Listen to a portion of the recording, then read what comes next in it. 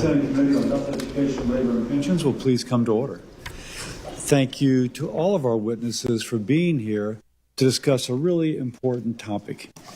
On October the 7th, 2023, the world watched in horror as Hamas terrorists invaded Israel, slaughtered 1,200 innocent men, women, and children. Hundreds of victims, including babies as young as 9 months old, were taken hostage and subjected to abuse and torture. It should have been a time for unity, standing with the Jewish people against hate. Instead, for over a year, violence and anti-Semitic demonstrations rocked our country. At colleges and universities, Jewish students were harassed and attacked for who they are. According to the Anti-Defamation League, there were 1,200 reported anti-Semitic incidences on college campuses between 2023 and 2024, a 500% increase from the previous year. Instead of standing up for Jewish students, too many university officials failed to respond or refused to even condemn these horrific occurrences. Under Title VI of the Civil Rights Act, the Department of Education must hold universities accountable for failing to address discrimination against students on campuses. After October the 7th, the Biden administration refused to penalize universities violating Title VI. I led a roundtable to examine anti-Semitism on college campuses, attended by both Republicans and Democrats. It's disappointing that previous Help Democrat leadership refused to consider any legislation or hold even one hearing on this bipartisan issue. With President Trump in office and a Republican majority in Congress, the time of failed leadership is over. Universities have been put on notice. Failing to protect the students' civil rights will no longer be tolerated. If universities refuse to follow the law, to address discrimination on campuses, and to support Jewish students, then they should not expect the support of the federal taxpayer. Just last week, after pressure from the Trump administration, Columbia University agreed to change its policies and crack down on demonstrators targeting Jewish students. The Trump administration has launched investigations into 60 universities concerning allegations of anti-Semitic discrimination and harassment on campuses. These efforts would not have been possible without the strong leadership of President Trump and Secretary McMahon. Today, as chair of the Help Committee, I launched an investigation into the American Muslims for Palestine, demanding answers about their activities on college campuses. This group's leaders have ties to Hamas and helped create the group Students for Justice in Palestine. I also requested information from the Justice Department and several universities on these groups. We must continue to build upon these efforts. As we saw at Columbia last month, pro-Hamas activists continue to wreak havoc on campuses. Jewish students still feel unsafe to go to school. I led the Protecting Students on Campus Act, bipartisan legislation ensuring students know how to file civil rights complaints if they experience discrimination on college campuses. I look forward to considering this and other legislation in committee and on the Senate floor. Jewish students and their families are depending upon us to defend their civil rights. President Trump and congressional Republicans are committed to this. Thank you again to all our witnesses. I look forward to discussing how we can better discuss protecting Jewish students and ensuring a safe learning environment for all. With that, I recognize Senator Sanders for his opening statement. Thank you very much, Mr. Chairman, and thank you for holding this important hearing. And I hope I speak for every member of this committee in saying that hate and discrimination of any kind is beyond acceptable and has no place in our society. In the United States of America in the year 2025, it should not be a controversial statement to say that anti-Semitism is horrific and must not be tolerated any place in our country. Let us never forget that anti-Semitism has plagued Jewish people for many, many, many centuries, culminating in the slaughter of some 6 million Jews during the Holocaust. Mr. Chairman, a number of years ago, my wife and I visited Auschwitz. I don't know if you have ever done that, but I would recommend that anybody here who goes to Europe drop by, and it's certainly something that you will never forget. A number of years ago, I happened to be in Pittsburgh, and I spoke with the rabbi at the Tree of Life Synagogue in Pittsburgh. As you recall, it was the worst slaughter of Jews in American history. 7 Jews were killed by somebody at a synagogue. So let me be very clear.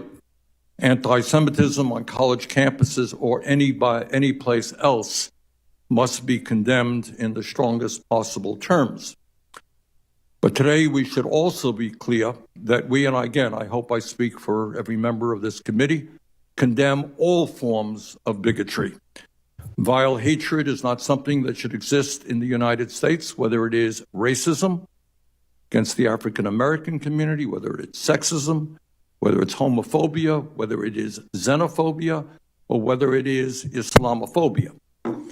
Today in America, we have Asian Americans who are walking the streets and getting harassed. We have Muslims who are walking the streets and getting harassed. We continue to see people who are African American and Latino face prejudice of all kinds. And in fact, we have seen a rise in hate crimes against the transgender community as well. And I want to remind people, because this is kind of a little bit personal, in my city of Burlington, Vermont, just a couple of years ago, 3 miles from where I live, 10 minutes away, 3 young Palestinian students, wonderful kids, because I ended up talking to them. They were shot in cold blood, shot because they were Palestinians. So, Mr. Chairman, I applaud you for holding this hearing, but I hope when we look about prejudice and bigotry in America, we may want to expand it. Anti-Semitism, unacceptable. So is Islamophobia and other forms of bigotry. Now, the other thing, and you touched on it a moment ago, Mr. Chairman, there is a great dispute and debate in this country about what's going on in Gaza right now. No great secret about that. As you indicated, Mr. Chairman, in October of a year and a half ago, Hamas, a terrorist organization, launched a horrific attack against Israel, killed 1,200 innocent men, women, and children, took several hundred people hostage. I don't think there's anybody on this committee who does not believe that Israel had the right to defend itself and go after Hamas, terrorist organization. But, Mr. Chairman, there are very serious disagreements about what the Netanyahu government has done in Gaza. And some of us think that Netanyahu has not just gone after Hamas, they've gone after the Palestinian people. And in a nation or group of 2.2 million Palestinians in Gaza, over 50,000 of them have been killed, over half of whom, 2/3 of them, are women and children. Over 100,000 people have been wounded because of the incessant bombing on civilian areas. The entire infrastructure of Gaza, their entire healthcare system, their educational system, their water system has been completely destroyed. And according to international law, and in my view, what Netanyahu has done is criminal. So we can agree that anti-Semitism is unacceptable in all forms. But some of us happen to believe that the response of the Netanyahu government to the Hamas attack is also unacceptable. And if anyone wants to suggest that I or anybody else who speaks out on that issue, whether you're on a college campus or in the United States Senate, is anti-Semitic because we think that what Netanyahu is doing is outrageous, we can have that debate. If I attack the Italian government for doing what they may or may not be doing, I'm not anti-Italian, or the Irish government. To attack the Netanyahu government for their outrageous activities in Gaza does not make one an anti-Semite. So with that, Mr. President, Mr. Chairman, I would yield the floor. Thank you for that. And of course, our jurisdiction is on college campuses, and so that's where we will focus. Each speaker, thank you again for being here, will be introduced in the order in which you first, ma'am, and then we'll introduce the next after you testify. Okay. I'd like to introduce our first witness, Ms. Carly Gamil. Gamel. Ms. Gamel is the director of the Stand With Us Center for Combating Anti-Semitism, part of an international nonprofit organization that educates about Israel and fights anti-Semitism around the world. An experienced attorney and civil rights advocate, Ms. Gamble has focused her career on addressing anti-Semitism through legal, educational, and policy-driven approaches. Her work includes supporting students, faculties, and communities facing discrimination. We're grateful for your expertise today. Please proceed. Microphone, please. Chairman Cassidy, Ranking Member Sanders, members of the committee, good morning and thank you for the invitation to participate in today's hearing. My name is Carla Gamble. I am the Director of Legal Policy for Stand With Us, which, as you've heard, is an international nonprofit, nonpartisan organization that educates about Israel and combats anti-Semitism through our work on campuses, in K-12 schools, on social media, in the legal field, and in communities around the world. I am a civil rights and constitutional litigator specializing in freedom of speech and religious liberties. I am also a former high school educator. We are here today because Jewish students continue to find virtually every aspect of U.S. campus life increasingly hostile, not merely to their views, but to the very core of who they are as Jews. This includes rallies that not only distort and demonize Jewish identity, but also often include harassment, intimidation, violence, and threats of violence, which are no part of freedom of speech. Intentional exclusion of Zionist students from campus programs and activities, also no part of freedom of speech. And biased, inaccurate classroom content that indoctrinates students through misinformation and creates a hostile learning environment. Exacerbating the problem is the failure of many administrations to acknowledge the anti-Semitic nature of the activity and to enforce relevant campus policies. Impacted Jewish students are thus denied equal protection of their rights, making many of them legitimately afraid to be on their campuses. The perpetrators are then emboldened to continue and even escalate their behavior. Some of these administrative failures are intentional refusals to protect Jewish students and should be addressed accordingly. But there is also a critical lack of understanding at play because of a well-organized, well-funded campaign that has co-opted and imposed its own erroneous definition of a term that is integral to the religious and ethnic identity of most Jews around the world, including here in the U.S., with the clear intention of demonizing the term and those who identify with it. That term is Zionism, derived from the term Zion, an actual physical location in Israel with deep historical significance to the Jewish people. Simply put, Zionism is the term that describes the desire of the Jewish people for safety and sovereignty in their ancestral homeland of Israel. This nefarious campaign, however, seeks to redefine Zionism as nothing more than a term of political support for the Israeli government, which the narrative falsely accuses of a host of evils. The dangerous anti-Zionist narrative of this campaign has been allowed to take firm root in academia, manipulating droves of students, faculty, and administrators into believing the lie that Jews who identify as Zionists, which is to say most of them, are merely expressing a position of political support for the alleged wrongdoings of Israel. A proper understanding of this term Zionism, however, reveals this campaign for what it is, an attempt to erase over 3,000 years of Jewish history and a direct attack against a core component of mainstream Jewish identity. In short, a textbook definition of anti-Semitism, just adapted and repackaged for a contemporary audience. The problem of anti-Semitism on U.S. campuses has reached a level that necessitates congressional action, and I would like to suggest 3 such actions. First, Congress should pass 2 important pieces of pending legislation. 1, the Anti-Semitism Awareness Act, which would codify the requirement that in investigating the allegations of anti-Semitism under Title VI, the Department of Education must consider the International Holocaust Remembrance Alliance working definition of anti-Semitism, which, contrary to some assertions, is fully consistent with freedom of speech principles. And 2, the Protecting Students on Campus Act. Second, as Title IX already does, Title VI should require institutions receiving federal funds to employ a coordinator who is qualified to address the types of discrimination covered by Title VI. The first opportunity and responsibility to rectify hostile environments that implicate Title VI falls to the educational institutions themselves. They should be required to employ professional staff qualified for the task. Finally, the receipt of federal funding should be conditioned in a manner consistent with federal constitutional principles, upon institutions' clear communication of the times, places, and manners in which expressive activity is and is not permitted on their campuses, and upon their proper enforcement of such policies when violations occur. Administrations must not be permitted to hide behind the facade of fidelity to freedom of speech as a justification for their failures to comply with their obligations under Title VI, as though the two are mutually exclusive. They are not.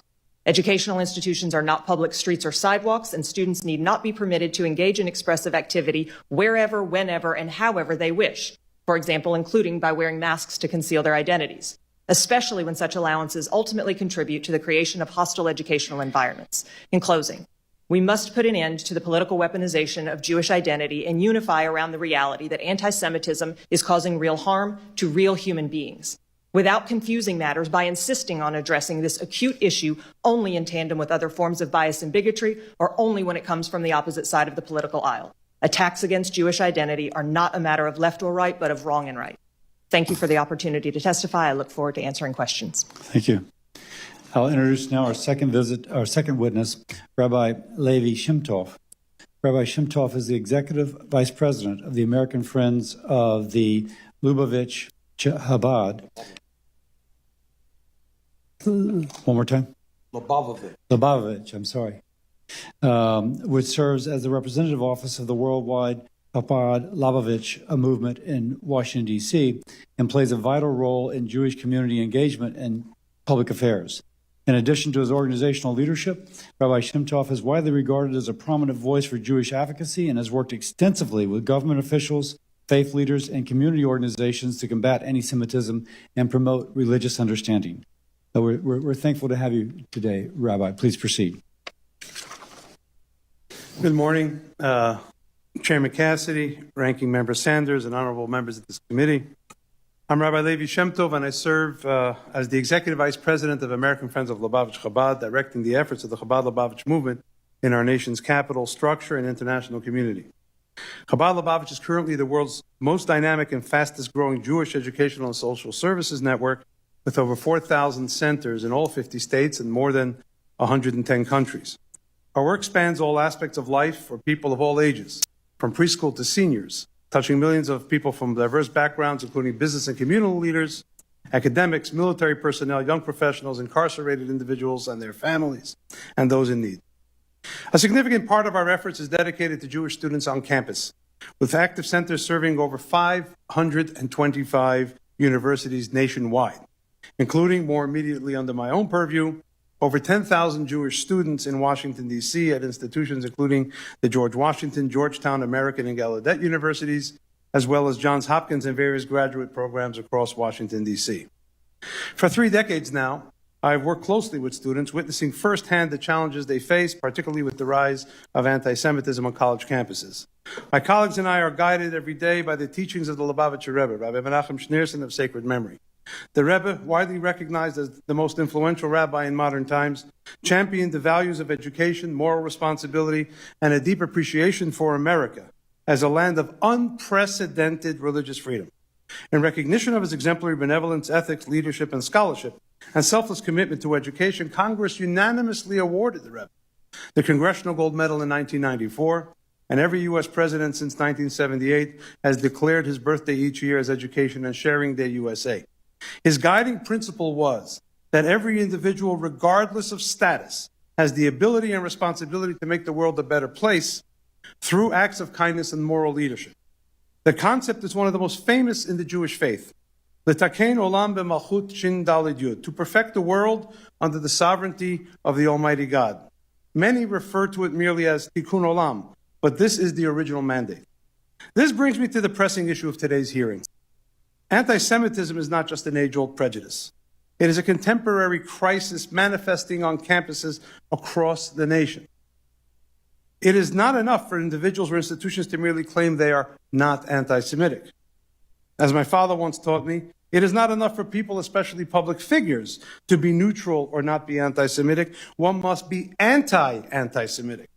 We must demand the same of our universities and government institutions. This hearing, in my opinion, is an attempt to be just that, anti-Semitic. We recently celebrated Purim. We're soon going to celebrate Passover, 2 great indicators of our history of overcoming oppression and discrimination. Jewish students are increasingly targeted, harassed, and ostracized simply for being Jewish or expressing support for Israel.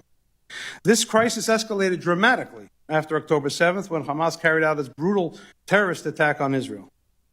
Many Jewish students who once felt safe and included on campus suddenly found themselves abandoned by peers and institutions they once supported. Students have been physically threatened, spat upon, had their mezuzahs ripped from their dorm doors, even faced academic retaliation for their Jewish identity. Jewish students who wore kippahs or other identifying symbols reported being verbally assaulted and in some cases physically attacked. Last year at the George Washington University, for example, an encampment of protesters disrupted campus life under the guise of political activism. These gatherings went far beyond peaceful protest, which we must all respect. They became breeding grounds for anti-Semitic rhetoric, intimidation, and outright violence. I personally visited the encampment multiple times and saw firsthand the fear it instilled in Jewish students. Even some professors joined in the hostility, and university administrators failed to take sufficient decisive action to ensure Jewish students' safety. This was not an isolated incident, but found to be part of a coordinated effort across campuses nationwide.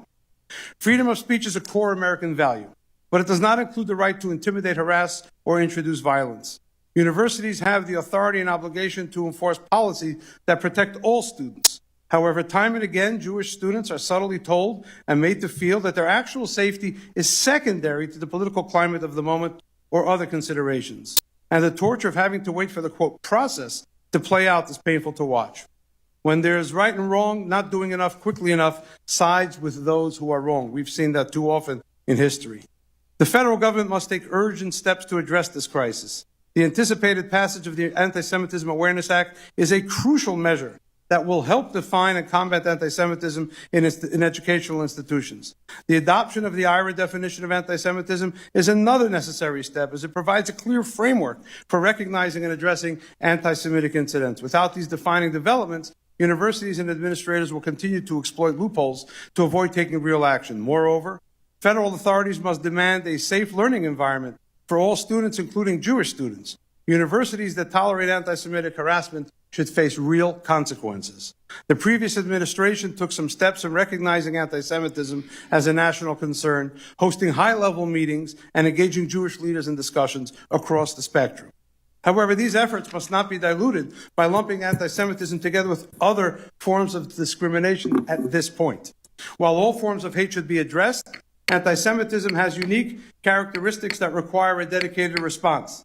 As Nobel laureate Elie Wiesel once said, Jews are always the first, but never the last. The normalization of anti-Semitism on campus is a warning sign for society at large. I have one more paragraph. Can I finish? One more paragraph.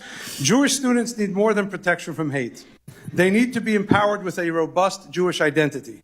As the Rebbe taught, the best way to combat darkness is with light. It is not enough to fight anti-Semitism. We must also promote a strong and proud Jewish presence on campus. In other words, the best antidote to anti-Semitism is perhaps robust Semitism. Institutions should be more protective and supportive of Jewish student life and ensure that Jewish students clearly feel welcomed and valued as members of their academic communities. I apologize for going over my time, but thank you very much for the opportunity to testify and be here today. And thank you, Ranking Member Senator Sanders, for making sure the name Lubavitch is pronounced correctly. And thank you for the opportunity to testify. I'm prepared to answer any questions you might have. Thank you. Our third witness, Dr. Charles Asher Small. Dr. Small is the founding director of the Institute for the Study of Global Anti-Semitism and Policy, an interdisciplinary research center committed to understanding and combating contemporary anti-Semitism through scholarly research and policy analysis. He's an internationally recognized expert on anti-Semitism and extremism with a background in sociology and public policy. Dr. Small has testified before various governmental bodies and has authored extensive research on the impact of anti-Semitism on democratic societies. Thank you for joining us, sir. Thank you. It's an honor and a privilege to be here. And thank you very much for convening this critical hearing on the alarming rise of anti-Semitism on college campuses. So thank you, Chairman Cassidy and Ranking Member Sanders, for convening this important meeting. I serve as the Executive Director of the Institute for the Study of Global Anti-Semitism and Policy. It was established in 2004 with Nobel Prize laureate Professor Elie Wiesel. Professor Wiesel always used to teach that anti-Semitism is not a parochial problem for the Jewish people or for the State of Israel, but that anti-Semitism is a vile form of hatred that begins with the Jewish people but never ends with the Jewish people. And once this form of hatred is unleashed, it knows no boundaries, and it attacks other vulnerable parts of our society, our cultural institutions, and our core democratic values. ISGAP is a research center that operates globally. We operate in the United States, in the United Kingdom, where we have a research center at Cambridge University. We do programs at Oxford University. We're also in Tel Aviv University at the INSS in Israel, in Italy, and in Canada. Our mission is to map and decode contemporary anti-Semitism and the anti-democratic forces at the highest levels of scholarship, developing scientific, evidence-based strategies to assist policymakers in combating this ancient scourge. Our research demonstrates that anti-Semitism has infiltrated mainstream discourse across educational, political, and social spheres. Our most prestigious universities and campuses, we've witnessed hundreds of anti-Semitic resolutions and protests, which some of them turned violent, others leading to the harassment and exclusion of Jewish students, faculty, and staff. While anti-Semitism is known as the world's oldest hatred, the Hamas attack of October the 7th triggered an explosion of organized anti-Semitic attacks against Jewish people and Jewish institutions, initially on college campuses before it spread nationwide. Anti-Semitic incidents have surged 360% since October the 7th, according to the ADL survey, and 83% of Jewish college students across this country have reported witnessing or experiencing anti-Semitism on their campus. I have personally seen that many Jewish students and faculty no longer feel physically safe on their college campus, which should be a bastion of tolerance and intellectual freedom and exploration. ISGAP's premier research project now is called Follow the Money, which examines the relationship between foreign funding to United States universities and the rise of anti-Semitism on campus, but also in the classroom. Our research has documented disturbing patterns of foreign influence through financial contributions that coincide with increased anti-Semitic activity, compromise academic freedom, and distort campus discourse on issues related to Israel, Jews, and the Middle East.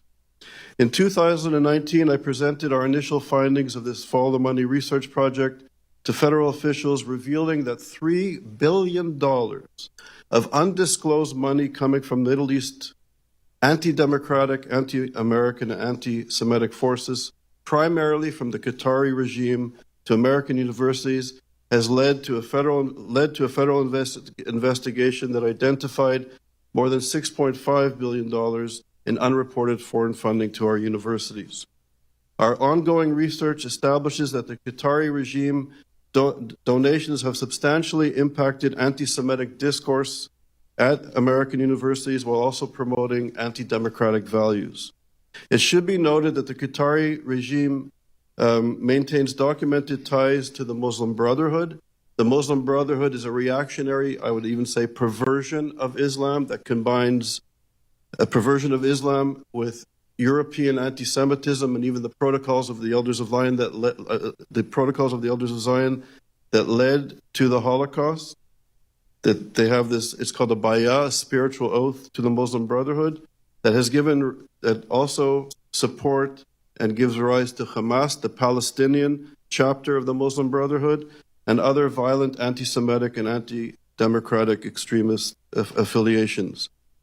Since October the 7th, ISGAP has published 12 comprehensive reports revealing tens of billions of dollars in undocumented foreign funding coming to American universities, again, primarily from the Qatari regime, unreported to the Department of Education as required by law. Our analysis shows that between 2015 and 2020, that there's been a 300% increase in anti-Semitic incidents as well.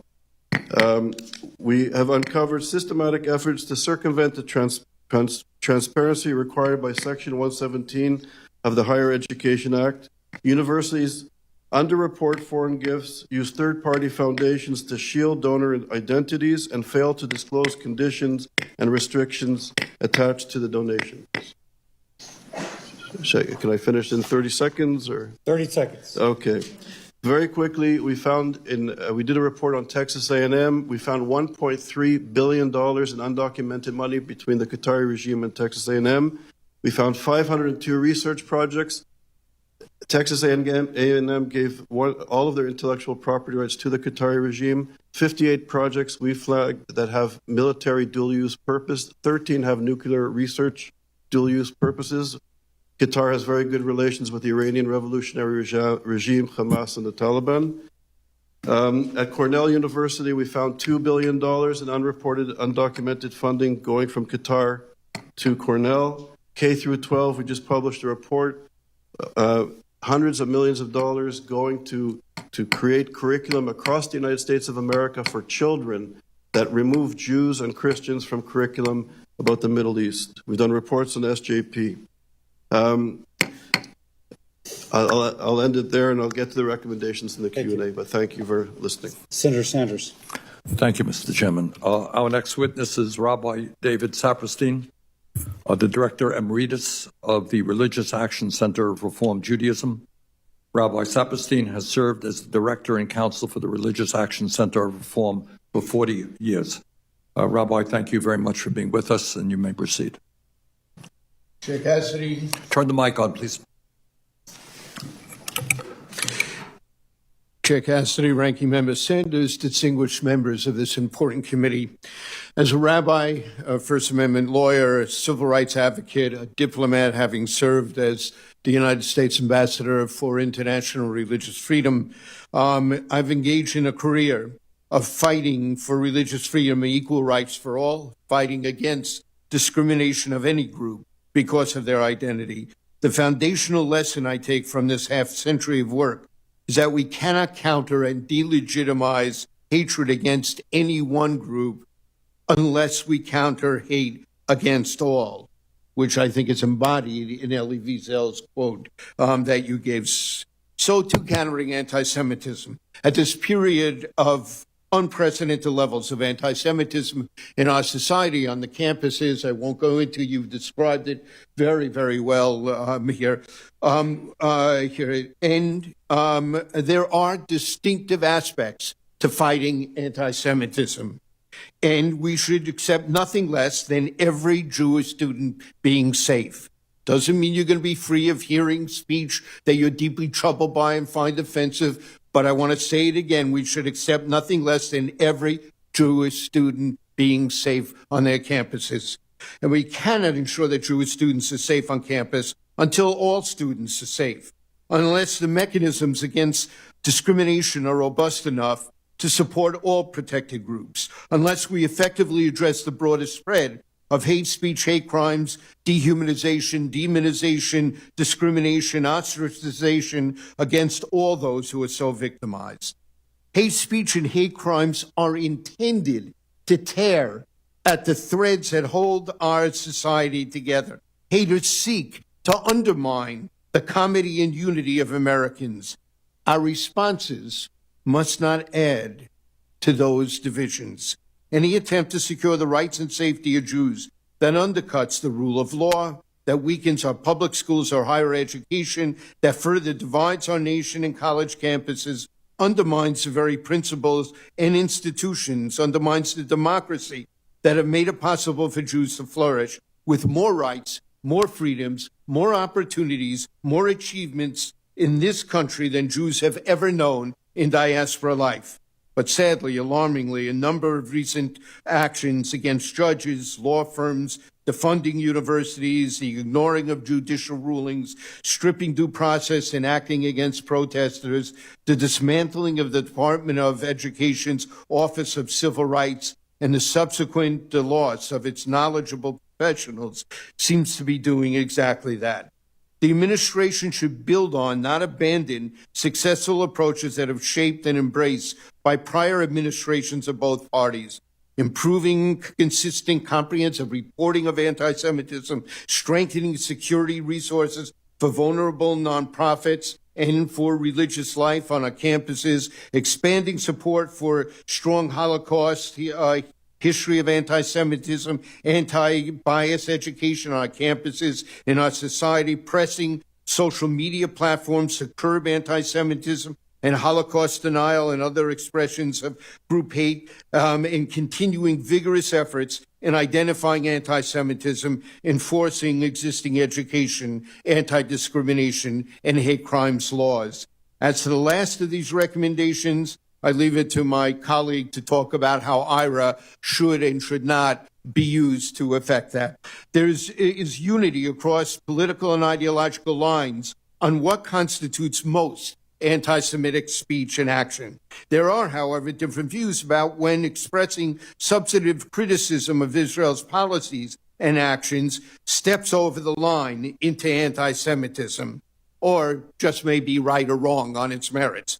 Whichever side of that line of speech may fall on, our law is clear against intimidation or harassment or threats, regardless of the content of the speech targeting them. For example, it is prospective speech, even if deeply objectionable speech, to assert that Israel is an apartheid state or guilty of genocide.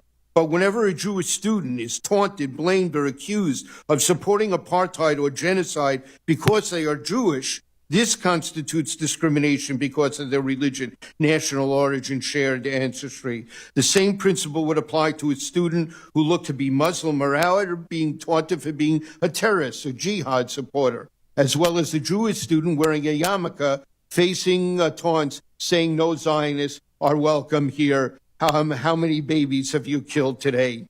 One key aspect of fighting anti-Semitism in this committee's purview is we know the higher the levels of education, the less likely to hold racist or anti-Semitic attitudes. It's not an inoculation. We're looking at politicized forms of anti-Semitism on our campuses here. But for 340 million Americans, it is true, according to all the studies, the higher the level of education, the less racist and anti-Semitic. Here, finally, this, above all, to succeed, political leaders of both parties, civic, religious leaders, their communities must come together if we are to make hate have no place in America. As Rabbi Stacy Friedman observed in conclusion, it is our compassion, our common humanity that defines us. It is the way people have united as allies and partners in standing up against such hatred that defines us. It is the support so many have shown one another after each attack that ultimately defines us. It is the love and tears we have shed for one another at our vigils. That is what defines us, and I hope defines Congress's work as well. Thank you. Senator Sanders again. Our final witness is Mr. Kenneth Stern, the director of the Bard Center for the Study of Hate. Mr. Stern was also the lead drafter of the IHRA definition of anti-Semitism, which he has vocally opposed codifying into law for purposes of enforcement. Mr. Stern, thank you very much for being with us. Thank you, Chairman Cassidy, Ranking Member Sanders, and the other honorable members of the committee. I'm Kenneth Stern. I do direct the Bard Center for the Study of Hate, and I also worked at the American Jewish Committee for 25 years, where I directed the Division on Anti-Semitism and was the lead drafter of the text that is now known as the IRA definition of anti-Semitism. Let me emphasize 5 points. First, students, including Jewish students, have a right not to be victims of true threats, harassment, intimidation, bullying, discrimination, let alone assault. However, they should expect to hear ideas that cut them to their core. Attempts to affect the campus that aren't grounded in protection of free speech and academic freedom are not likely to work. Anything that smacks of a hate speech code will backfire. Recent threats against funding without a full investigation and an opportunity to be heard are not only likely illegal, but horrible policy. Arresting students should be a last resort, not a first impulse, especially for technical violation of rules. The campus environment can be improved with programs and courses, but if we bludgeon the campus into submission, we risk destroying an institution which has made America the envy of the world. In 2020, I wrote a book entitled The Conflict Over the Conflict, the Israel-Palestine Campus Debate, I worried then, and I'm more worried now, that the campus tensions over this issue threaten higher education as each side tries to silence the other. Pro-Palestinian activists sometimes use a heckler's veto, promote academic boycotts, and sometimes exclude Zionists from social spaces, which is almost always McCarthy-like and sometimes clearly anti-Semitic. But I'm more worried about the use of law to silence pro-Palestinian speech. When the Anti-Semitism Awareness Act passed the Senate in 2016, proponents cited the suspension of a professor for an alleged anti-gay blog post and the stopping of the film American Sniper as anti-Muslim. They were saying violate free speech and academic freedom for us too, a message I find deeply troubling. There are church-state implications here too. Some House members said adopting it would be a congressional declaration that the Gospels were anti-Semitic. Some have suggested that that one example from the definition be dropped. The others are no less protected speech. In the case of SJP versus Abbott, where IRA had been mandated in Texas university policies, the judge found it was illegal viewpoint discrimination and chilling. In Germany, the definition was adopted and applied to label Jews protesting the war in Gaza anti-Semites. One person said, quote, once again, Germany defines who is a Jew, right? That the German state would actually classify what's a legitimate Jewish position as beneath contempt. Most Jews are Zionists, as am I, but for many for whom Judaism teaches about repairing the world and treating the stranger leads them to anti-Zionism. Congress shouldn't decide this internal religious conflict. A recent court decision involving Haverford College rejected a claim that since Zionism was essential to Jewish identity, no religious issue was presented, calling it disingenuous. Recently, Harvard settled an anti-Semitism case agreeing to use IRA, but OCR settled two related complaints, one alleging anti-Semitism and one anti-Palestinian animus, with George Washington University. GW wasn't required to use IRA. But imagine if the GW facts had taken place at Harvard, and the settlement required using IRA and the definition of anti-Palestinian racism. Would a professor who tweeted about Israeli sovereignty over Judea and Samaria be open to a Title VI case if they gave a Palestinian student a bad grade? Can each side be affected by calling for exclusive control from the river to the sea? How could you use one without violating the other? Then there's the arrest of green card holder Mahmoud Khalil because he distributed, quote, pro-Hamas propaganda. Seriously? Are we that weak that our national security and foreign policy is threatened by a former student allegedly distributing a leaflet? We're America, not Russia or Iran. There are things we can do, one of which is to increase funding for OCR so the backlog of cases can be resolved. On campuses, there are courses, initiatives, and even an AI program called SWAY that pairs students in discussions of contentious topics like Israel and Palestine. No raised voices, no eye rolls, just text back and forth, fun and effective. Instead, we're seeing this, a desire to silence political speech because of the discomfort of many pro-Israel Jewish students, the gutting of the Department of Education or OCR when complaints about anti-Semitism are pending, thinking it's only pro-Israel Jewish students who are having difficulties. It's also anti-Zionist Jewish students, Muslim students, Arab and Palestinian students, immigrant students, and many more. Shockingly, we're seeing existential threats against universities without a modicum of due process. We are not going to improve the campus for Jews or anyone else this way. We cannot burn down the house in order to save it. Mr. Stern, you and Ms. Gamble did the best at sticking your landing at 5 minutes. Let me just kind of acknowledge that. I will begin my questioning. Since October the 7th, Columbia University has been the epicenter of campus protests posing threats to student safety. The Trump administration has taken a strong stance with regard to Columbia, withdrawing federal funds and contracts due to its, quote, continued inaction in the face of persistent harassment of Jewish students. Ms. Gamble, do you think that the Trump administration's efforts to address these, frankly, rampant displays of anti-Semitism have been more effective than the Biden administration's? I think there's no question that these efforts have been more effective. As was mentioned a moment ago, certainly there was recognition by the Biden administration of the need to address anti-Semitism as a national problem. The Trump administration's efforts, including at Columbia, have put teeth to that discussion for the first time that we've seen. What else should the president and Congress do? Well, as I mentioned before, while yes, there is debate, I would say, and I'm happy to engage in further discussion about the differences of opinion about the International Holocaust Remembrance Alliance definition of anti-Semitism. I think it's important for Congress, now that the Anti-Semitism Awareness Act has been before it for quite some time, to finally codify that definition.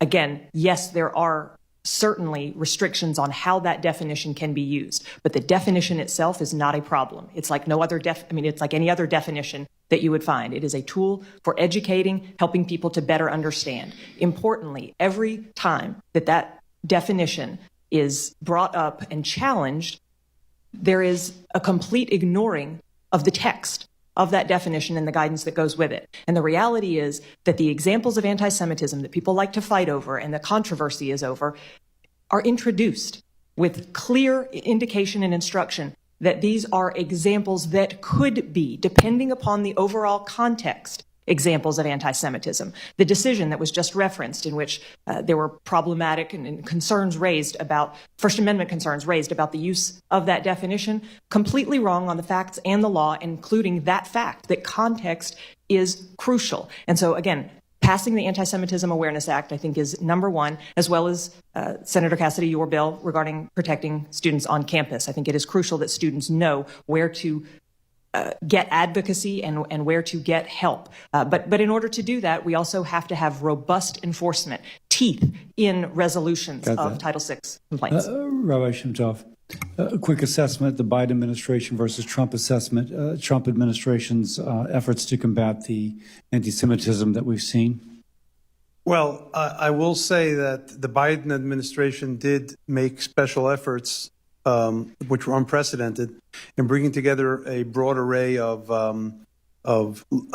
Jewish communal leaders and had top representation at the meetings, including White House principals, one of whom himself is Jewish.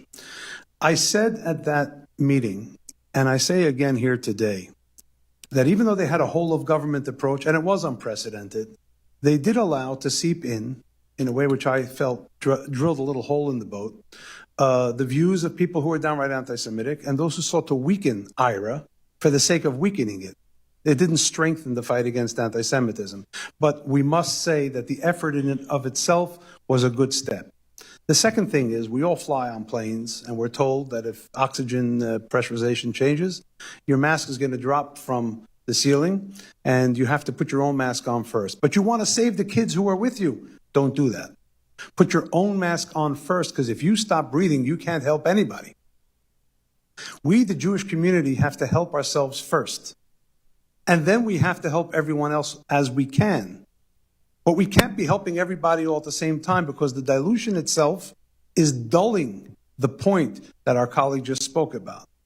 So I think that what the Trump administration has done is said there is not only going to be a ramp up in policy, but there will be a sharp ramp up in enforcement. University administrators... Let me stop you there, because I have one really quick for Dr. Small. Dr. Small, you've talked about funding from the Middle East being associated with a sharp increase in anti-Semitic activity.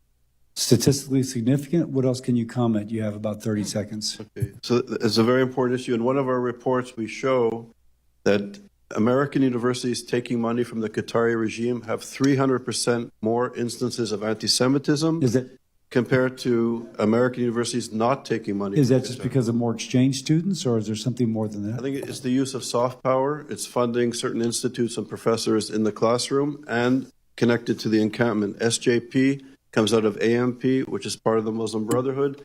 And I should say that the spiritual leaders of the Muslim Brotherhood, this is not Islam, it's a perversion of the great religion of Islam. The teachings of the Muslim Brotherhood is that the true believer, the true Muslim, is obligated to complete the work of Hitler. This is what is now entering into our universities unchecked. And we're calling for investigations into the funding of these anti-democratic, anti-American, sexist, homophobic, and genocidal anti-Semites funding our universities. Senator Sanders. Thank you, Mr. Chairman. And my questions are going to be addressed to all five. We have 5 experts on anti-Semitism, and I look forward to taking advantage of their knowledge. This is not the Foreign Relations Committee, so we're not here to debate the wisdom or lack of wisdom of what the Netanyahu government is doing in Gaza right now. But the reality is that 92% of the housing units in Gaza have been destroyed. Most hospitals and primary healthcare facilities have been bombed. Civilian infrastructure has been devastated. 50,000 people, mostly women and children, have been killed. Over 100,000 have been wounded. If I or any other member of this committee makes that point, that we think, and again, I don't want to debate the policies right now, but if we think that the United States should not be supplying more bombs and artillery to the Netanyahu government, do you think, I don't want the debate on Israel, do you think that is anti-Semitic? Briefly, Ms. Gamble, start it and go right down the line. Am I being anti-Semitic if I say that the United States taxpayers should not supply more weapons to Israel? That statement alone is not anti-Semitic. It does not attack Jewish identity. Rabbi?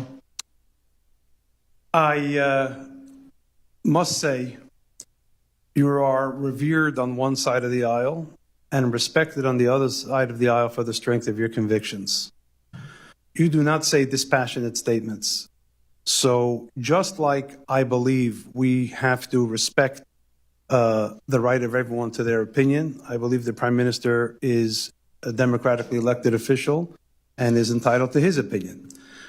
Do I think it is anti-Semitic to criticize him? I don't think so. If you criticize somebody who's Jewish, that's not anti-Semitic. If you criticize the fact that they're Jewish, right, or use that to criticize something, that's anti-Semitic. Dr. Small, briefly, we don't have a lot of time. So again, I would agree with the rabbi. What you said is not anti-Semitic, but what I would say with great respect is that we have to flip the equation. I think instead of blaming the victim or looking to the victim of Hamas, of the Muslim Brotherhood, we have to understand the ideology at work that's confronting I don't think there's Israel. any debate up here that Hamas is a terrorist organization. What they did on October 7th is beyond disgusting. Rabbi Saperstein. No, I don't. No, I don't think it is anti-Semitic if you say it or people on college campuses say it. But on college campuses, there are too many instances in which those kinds of political statements are mixed with rank hatred against Jews, and that steps over the line into anti-Semitism. Mr. Stern. Senator Sanders, that statement, that opinion alone is not anti-Semitic. Okay, now I need your help on something else.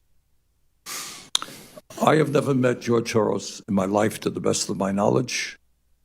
I don't believe I've ever received a nickel in campaign funding from Mr. Soros. But I think, as all of you know, Soros has been a stereotype, a manifestation of anti-Semitism all over the world. Yes? Warren? So when we talk about anti-Semitism, one of the tropes that has always been used, Prodigals of Zion, is that there's this mysterious underground group of zillionaire Jews who are manipulating the whole world, right? Is that the trope? Okay. This, from the Holocaust Memorial Museum, is something that appeared in Hungary, a Hungarian anti-Semitic publication. Jews puppeteers, right? Familiar with that trope? Mm-hmm. This is from a Donald Trump campaign email. George Soros, puppeteer, Biden is the puppet being manipulated. Okay. I don't want to make a big deal about it. Ms. Gamble, does that look to you like an anti-Semitic trope? I think that there's no question that there is a relationship when you look at the two images that would cause that question to be raised. Again, I think context is key. Rabbi? George, briefly, I want to hear from everybody. Yes or no? Is that do you think that has anti-Semitic overtones? I think that George Soros is Jewish, although he doesn't really identify closely with the community. 1 minute. No, I don't have 1 minute. I got 17 seconds, sir. Okay, 17 seconds. Is this anti-Semitic? Very simply, he's being criticized. He's Jewish. I don't know that he's being criticized because he's Jewish. All right, Dr. Simone? And I would say very briefly, we're living in a time where the Democratic Center is under attack from the extreme right, the extreme left, and radical Islam. I asked you a question. Does this look like an anti-Semitic trope? Yes. Rabbi Saperstein? Yes. Mr. Stern? Anti-Semitism is two things in its essence: a conspiracy theory that Jews try to harm humanity and giving them an explanation for what goes wrong in the world. That picture is anti-Semitic. Orban was using it recently as well, clearly anti-Semitic. Okay, thank you very much. Senator Collins. Thank you, Mr. Chairman. Mr. Chairman, first let me thank you for holding this important hearing and also for convening the roundtable last year where we were able to hear such distressing testimony directly from Jewish students about what they were encountering on college campuses, particularly after the October 7th attacks in Israel. Mr. Stern, I'm going to start my questioning with you. We agree that every student should feel safe on campus. And I'm interested to learn about your book, Conflict Over Conflict. I agree that colleges and universities are often the best places to have tough conversations and robust debate. But how is it allowable for a faculty member to give extra credit to students to participate in anti-Israel protests? Do you think that's right? Senator, I think that there are questions of bad teaching that go across the board with all this. But that in that situation, it may well be.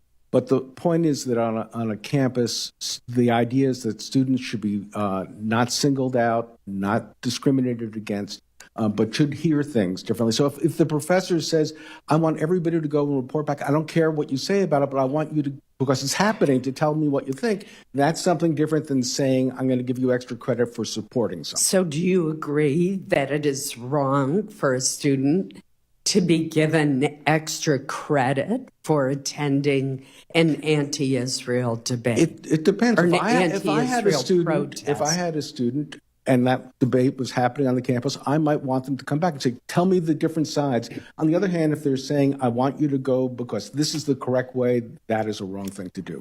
So this reminds me of a conversation that I had with a college president in Maine, whom I deeply respect, who told me that in his experience, these anti-Semitic protests are not being generated by students. They're being inspired by faculty members, graduate assistants, and outside groups. This isn't spontaneous. And I remember one of those students at the round table telling us that when she went up to a student and said, do you know what you're saying when you say from the river to the sea, Palestine should be free? And they had no idea what that meant. Ms. Gamel, I want to ask you a question. Last year, I questioned the former Secretary of Education, Cardona, at a Senate appropriations hearing about his enforcement of Title VI of the Civil Rights Act, which is intended to protect all students from discrimination. At the time, the Secretary had no one on the ground at colleges and universities where investigations into anti-Semitism were occurring. He could not give me a timeline for resolving these investigations. He acknowledged only that they had a large backlog. He could not answer any of my questions about the penalties for schools that were found to be in violation, if they were found to be in violation. To me, that was an appalling demonstration of a very lax, even indifferent approach to what had been more than a 300% increase in anti-Semitic incidents across this country, including and primarily at our college campuses. So I want to follow up on the question to ask you about the chairman. Are you seeing a difference now in the implementation of Title VI? Thank you, Senator. We are beginning to.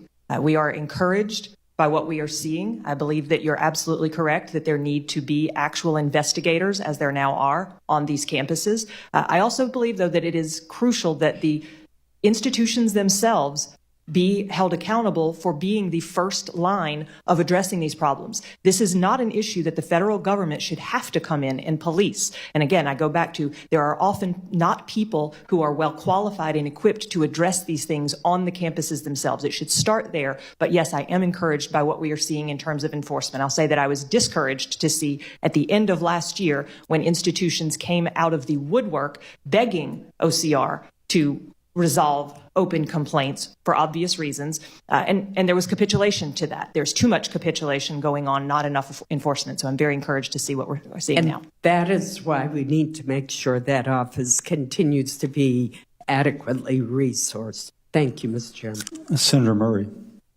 Well, thank you very much, Mr. Chairman. Obviously, every student should feel safe on campus. It doesn't matter who you are or where you come from, what religion you practice. You should feel safe. You should be able to learn and grow without facing harassment or assault or discrimination. You may debate complex issues and hear diverse viewpoints on campus. That's part of life as much as it is part of higher education, and it is important.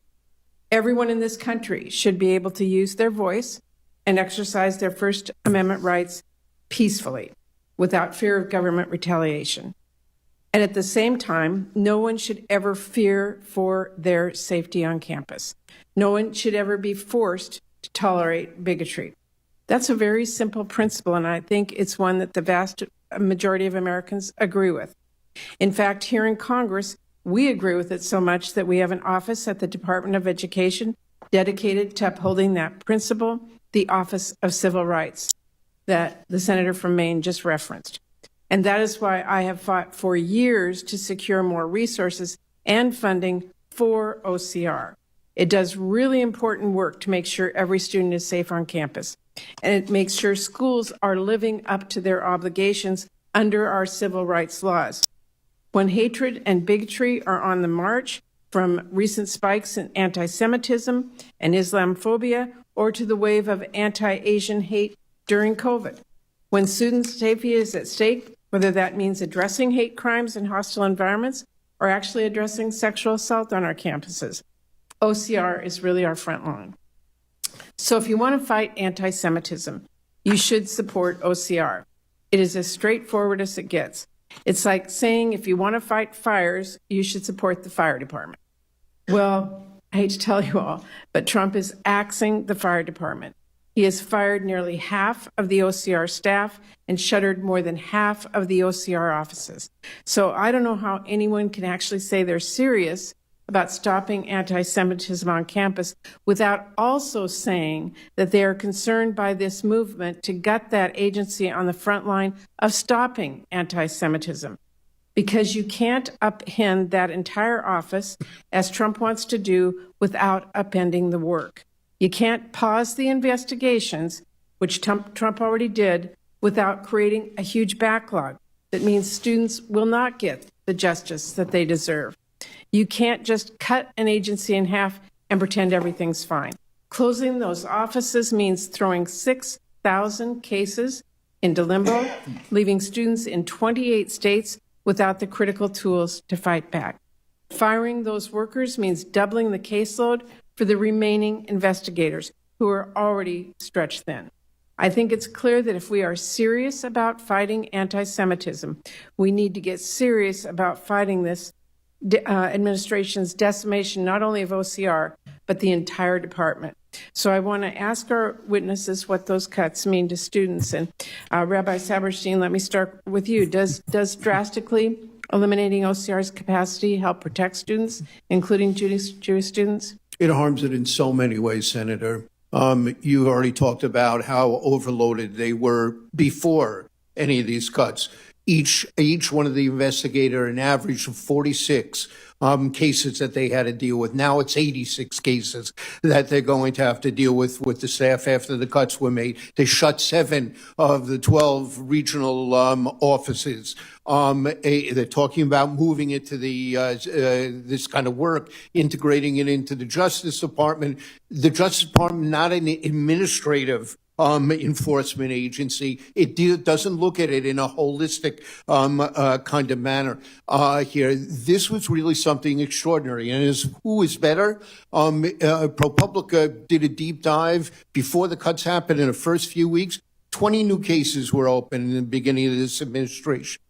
In the beginning of the Biden administration, the same period of time, 110 cases. In the last year of the Biden administration, 240 cases. Now it was down to 20. They're grinding it to a halt. And it is the students of America of all kinds who are facing discriminations that are going to suffer. Thank you. I only have 20 seconds left. Mr. Stern, you want to comment? Yes, thank you. I had the experience of working with OCR. There were Jewish students outside of Binghamton, New York. There was a Kick a Jew Day.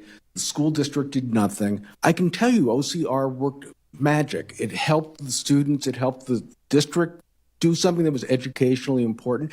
Also, there were other students that didn't want to be part of the complaint because they were worried about the retribution to them. This gave an opportunity to go work with them behind the scenes to make sure their voices were heard too. I agree with Rabbi Saperstein. This becomes a Department of Justice issue. I think back to that case. I don't know that I would have been a complainant. I don't know that the students would have come forward. Thank you. Thank you very much, Mr. Chairman. Senator Marshall. Thank you, Mr. Chairman, and welcome everybody as well. Certainly there's no doubt that 70% of Jewish students feel harassed, they feel threatened. And unfortunately, I found that in my home state. At the University of Kansas, I went and sat down and visited with the Jewish students there. And when these riots and protests were going on, to Senator Collins' point, the leaders of the riots were actually teachers there and graduate students and outsiders, showing them how to do this type of rioting. The students were being followed into their classrooms. The protesters, the class, maybe it was a class in Jewish history, and the protesters were inside the buildings, outside the class, harassing these students. And certainly this is all very, very unacceptable. And I'm glad that we're proceeding this. I think there's a great opportunity for some type of an anti-Semitic commission going forward. This problem was happening 2,000 years ago. It's going to keep happening, and we need to keep this in mind as well. I want to go to Dr. Small first. Dr. Small, what was Qatar's role in the hostage release of Americans?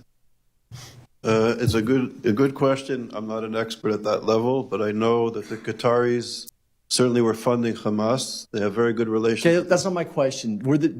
I'll answer the question for you. Sure. So the Qataris were vastly responsible for the freeing of American hostages and many others.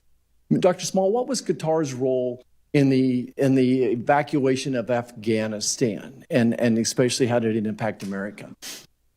The Qatari regime has good relations with the Taliban, with the Iranian Revolutionary Regime. And it's interesting, Hamas. Just the prejudice that I hear coming out of your mouth here, that Qatar was so important. Of the 120,000 people evacuated from Afghanistan in our moment of need, Qatar stood beside us, and of the 120,000 removed, 60,000 of them came through Qatar. Without Qatar, we would have had thousands more deaths as well. So I don't know why you won't answer that question. I want to think about just a little bit more objective here. I'm going to say this century, in the past decade or so, Qatar has given about $5 billion to the educational institutions of America. And a vast majority of that, probably 80%, is setting up universities in Qatar. Whether it's Texas A&M in engineering, Cornell in medicine, a vast amount of that money is research-oriented as well. Qatar's been a great ally to America, so I don't know why you're attacking them. And then why don't you compare? So China's given over $3 billion, the Saudis $1.5 billion, UK $1 billion, Germany over $1 billion. So why aren't we attacking them as well? And I want you to answer this question. 2 universities heavily funded by Qatar were Carnegie Mellon and VCU. Were there any large anti-Semitic riots or protests there? So this is a very important issue, and I would say... So were there any anti-Semitic riots or protests in VCU or Carnegie Mellon? The answer is no. So the answer is no. So they were vastly funded, but yet there was no riots there. So I don't understand why you're picking on the Qataris here when other people are funding. Take Texas and Texas A&M. Texas A&M has a university presence in Qatar. University of Texas doesn't. So you would make the conclusion that Texas A&M was funded, but UT is where the riots were. UT had nothing to do with Qatari funding there. I don't know how causation doesn't, what's my saying here that Senator Cass uses all the time here? What is association is not necessarily causation. There you go. Association is not causation.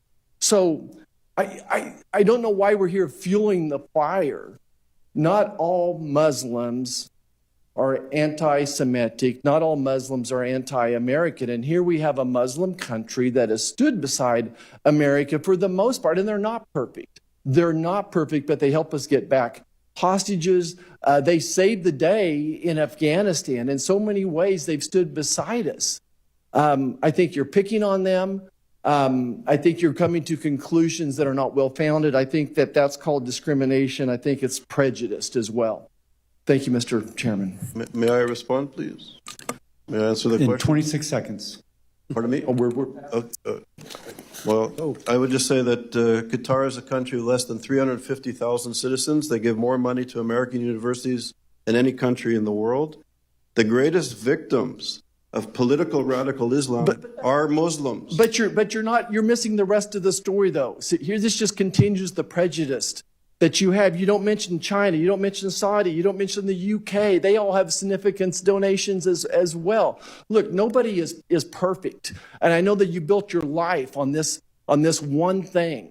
But no country is perfect, and I'm as pro-Israel as any member is up here. I'm certainly recognize the anti-Semitism that's been around for over 2,000 years. I don't know why you want to use an anti-Semitic term, I don't know why you want to make Qatar the scapegoat here. Thank you. Thank you, Senator Marshall. Senator Baldwin. I assume I don't have your list over here. Are you next? I was not here at the gavel. Oh, good. Then Senator Hassan. Hate to admit that. Thank you. Good morning. Thank you all for being here. I want to thank the chair and the ranking member for this hearing today. Before I turn to my questions, I want to say a few words regarding the alarming and disturbing anti-Semitism that we are seeing across the country. Vigorous debates regarding foreign policy are constitutionally protected, but too often since October 7th, when Hamas attacked Israel, these debates and protests have veered into both implicit and explicit anti-Semitism. Across the country, Jewish centers on campus have been protested and vandalized, and Jewish faculty and administrators have been targeted. At one school, Jewish students had to be escorted by security to escape a mob. And too often during protests, we've heard chants and slogans that justify and even celebrate Hamas's violence, or heard speakers deny Hamas's atrocities, including the atrocity of sexual violence. There is no legal right to threaten the safety of any student. Even if someone has a legal right to say hateful words, it's still wrong to say them. And the rest of us have the right and responsibility to condemn them. Denouncing anti-Semitism should not be a partisan issue. Whether by torchlight in Charlottesville or on the quads of our universities, anti-Semitism is always, always wrong and entirely at odds with what our country is supposed to be, what people like my dad, who served in World War II, knew America could be. The fact that we are seeing this kind of anti-Semitism today, in today's day and age, is shameful, and a reminder, obviously, that we need to do much, much better. Because extremism, no matter what fringe it comes from, doesn't go away on its own. And frankly, on this issue and others in our politics today, I do fear that the further we are removed from World War II, the more likely we are to forget the lessons that many paid a terrible price for all of us to learn. I was going to ask the same question that Senator Murray did about the Office of Civil Rights at the Department of Education, an incredibly important office. I was grateful, Rabbi, for your description of how it has been undermined and what the impact of that will be, and Mr. Stern, yours as well. It's an incredibly important tool. It is extremely disappointing, more than disappointing. It is wrong that this administration has worked to undermine it so quickly and so strongly. And it is at odds with the administration's rhetoric about wanting to do something about anti-Semitism on our campuses. But I do have a couple of other questions, and Rabbi Saperstein, I want to start with you. In your testimony, you highlight the importance of strengthening resources for security of our religious and communal institutions. We've made progress in recent years by creating the Nonprofit Security Grant Program at the Department of Homeland Security, which helps to address the security needs at houses of worship, but there's still more work to do. Senator Johnson and I have a bill called the Pray Safe Act, which would establish a federal clearinghouse through which faith-based organizations, houses of worship, and other nonprofits could access information on safety and security best practices, available federal grant programs, and training opportunities. The Pray Safe Act passed out of the Senate Homeland Security and Governmental Affairs Committee by unanimous consent last Congress. I invite my colleagues to work with me in getting it signed into law this Congress. Rabbi, can you speak to how a centralized, easy-to-navigate clearinghouse like this would help you and other faith leaders? And also, if there are other supports you'd like to see us work to provide, please comment on those. Well, thank you for your comments at the beginning about the state of where we are with anti-Semitism. Agreed with everyone. We're hearing things I never thought we would hear again after the Holocaust. We're seeing things I never thought I would see in my lifetime. So thank you so much for that.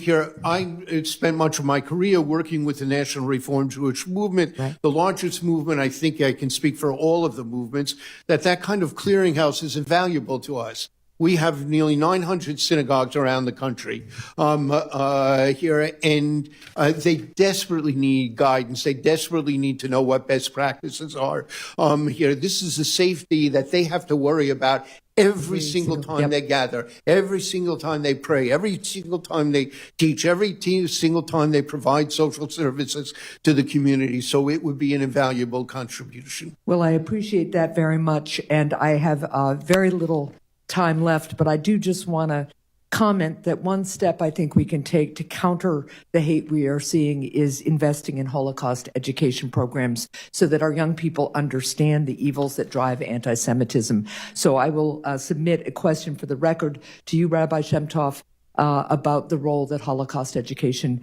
can play in fighting the spread of anti-Semitism. Thank you. Should I answer? And for the record, we'll go to Senator Moody next. For the record, I am assured that OCR currently has the resources necessary in order to investigate these claims. Mr. Chair, with respect, I think an analysis of their current staffing versus what they had and the number of backlog cases would refute that. But I appreciate the comment, and let's see what we can dig in and find out together. Thank you. Thank you, Senator Hassan. Senator Moody. Thank you, Chairman. I appreciate it. Thank you to everyone that took the time to be here today. Such an important hearing.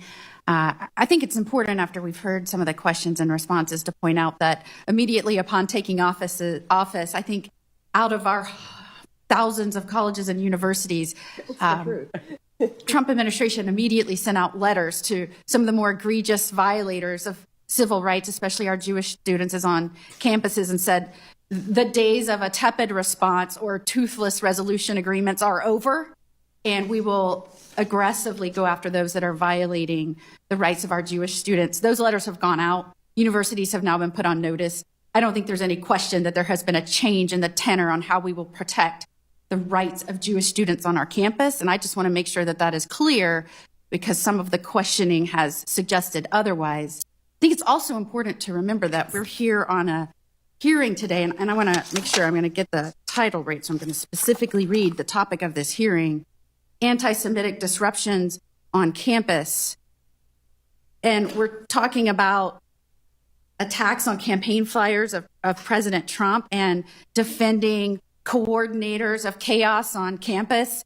I mean, I think it's important when we're addressing an issue that people understand who is actually targeting the issue that we're talking about, and not talking about something else to distract from the point that our Jewish students have had to transfer, have had to skip graduations, have missed major opportunities in life, have been followed to class, have been threatened, have been kept from campus buildings.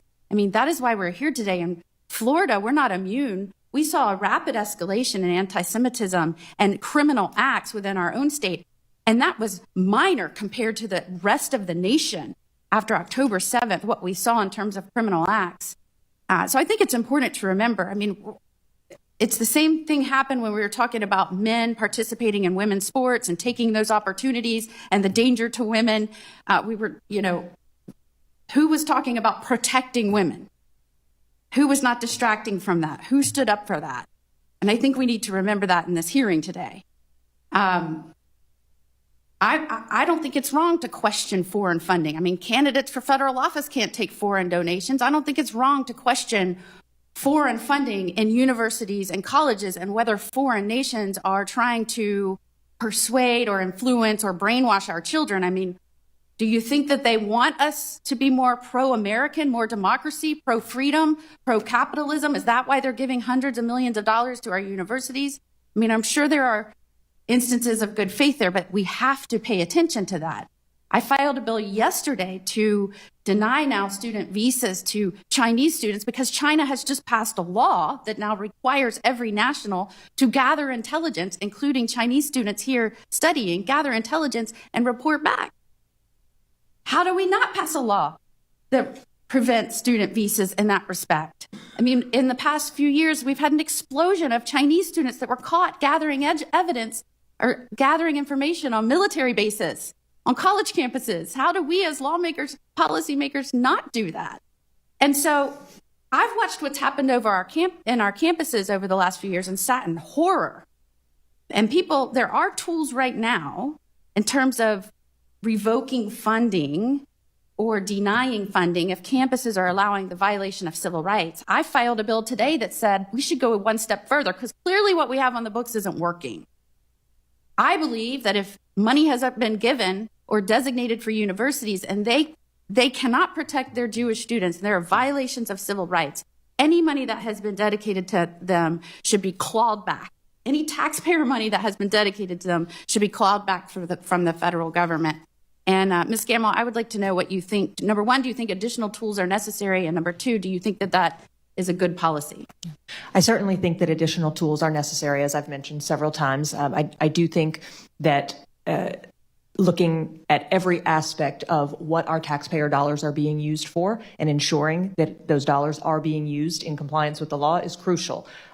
There's simply no question that the teeth that have been lacking in resolutions under Title VI need to be returned to those resolutions. I want to say this. I've dealt extensively with resolution agreements under Title VI. There is a process that allows universities to seek voluntary resolution. It is typically through that process that resolutions come about. That is when the university approaches OCR and says, we would like to voluntarily resolve this. Unfortunately, what we see there is talk about compliance concerns. We do not see findings of violation. I think it is critical that when OCR investigates, or whomever it is, because I have every faith that someone will be investigating and enforcing Title VI, whether it is OCR or another department in the government.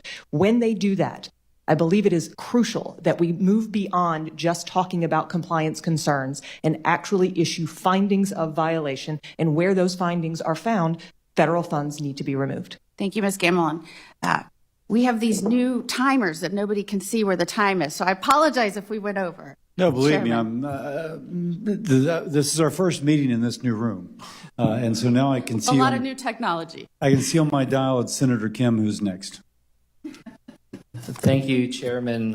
Thank you to all of you, and very powerful testimonies here. One thing I just wanted to sort of start from is sort of an area, hopefully, of agreement here. But Mr. Stern, you said something in your written testimony. You said students have an absolute right to expect a campus environment where they will not be victims of true threats, real harassment, or intimidation, bullying, or discrimination, let alone assault. And I think that is something, hopefully, that all of us can agree to, including my colleagues and I. So this question is how do we determine what then crosses that line? And I think that's something I've tried to grapple with, and I've engaged the people in my state, and it's challenging. And certainly, when we look back at what happened at campuses and across this country over the last 2 years or so, I personally feel like I've seen things that have crossed that line. We've seen things that have entered that level of bullying, intimidation, discrimination, assault. But what we also know is that we shouldn't then cast that across the entirety of everything that is happening. So the question is, how do we try to separate that? And the question is also, who decides that? We've talked about the Office of Civil Rights, and Mr. Stern, I guess I just start with you. You've said that, for us to be able to achieve what Ms. Gamble just talked about, I agree with you that we want to make sure there's teeth. We want to make sure that we can get the findings of violation. Mr. Stern, you've proposed increasing the budget to the Office of Civil Rights. Can you explain that to me in terms of what would that be able to do further in terms of being able to try to identify and what the problem was, what the violation was, and then what the appropriate response is? Thank you, Senator. Well, one of the issues is that there's a huge backlog. So on a campus, when complaints are not resolved in a timely fashion, I think we probably all agree on that. That sends a message that nobody cares. So more funding would do that. But the other thing I want to stress is that the solution that people are pointing to about speech, about using the IRA definition, is going to backfire. And it's not just me saying that. It's the Cato Institute, the Federalist. Christopher Rufo said the second problem with the Anti-Semitism Awareness Act, especially for conservatives and civil libertarians, is that it's operating using the same coercive and corrosive principles as DEI. The legislation codifies an ideologically charged definition of anti-Semitism into law, provides special protections based on group identity, and expands anti-discrimination enforcement to include constitutionally protected speech. And what I worry about is when we tend to think about anti-Semitism, is it on this side of the line or that side of the line? We're ignoring how anti-Semitism actually works. Senator Sanders talked about the Tree of Life massacre. The background noise to that was anti-immigrant animus. If you look at how anti-Semitism works, Charlottesville, Jews will not replace us. The driving force is when anybody in our society is seen as a danger internally, and it's noble to go and attack them. It's in that environment, not whether this is about Israel on this side of the line or that promotes people to a conveyor belt of thinking in anti-Semitic terms. Ms. Gamble, I wanted to turn to you. Definition aside, I think you made your point, and that was helpful for me to understand your perspective on that. But, certainly we need some entity to be able to decide and make adjudications here. Do you have an opinion in terms of whether or not the Office of Civil Rights and the Department of Education is the place, or if the Department of Justice is the place, which is what's being proposed by this administration right now? I'll be honest with you, Senator. I don't particularly care which one it is. I believe that enforcement is what is necessary here. I believe that they need to be well educated on these issues, whomever it is going to be. I will say what we have seen recently when it is OCR investigators is, one, a lack of proper understanding in education and a lack of understanding of the law that requires enforcement. So to the extent that there is some cooperation between the Department of Education and the Department of Justice, I think that may be absolutely the recipe that we need. Thank you for your perspective here. Let me just kind of say on my front what I worry about, because I agree with you. Something you said earlier, Ms. Gamble, was, context is important. And I do think that there is very strong, need for having that context within the system of education. Understand the dynamics there in our education are different than other parts of our society. I agree with you, though. We want to make sure that there's teeth to it in terms of being able to engage. And, what we want to make sure is there's a process there. And I'll be honest, when I see, these efforts that are targeting, Young Sean Chung or Khalil or others without a process, whether in the Department of Education or the Department of Justice, it worries me. The last thing I'll just say here as I'm wrapping up is, I know it was mentioned before about Chinese students coming to the United States, espionage issues. I just want to say, look, my son, 7 years old, when he was 7, was at school, had a kid taunting him, calling me Chinese boy over and over again. And so when there was that anti-Asian hate rising, the first people in New Jersey that came to our defense were some of the Jewish American community leaders. We wrote an op-ed together. I think that's important.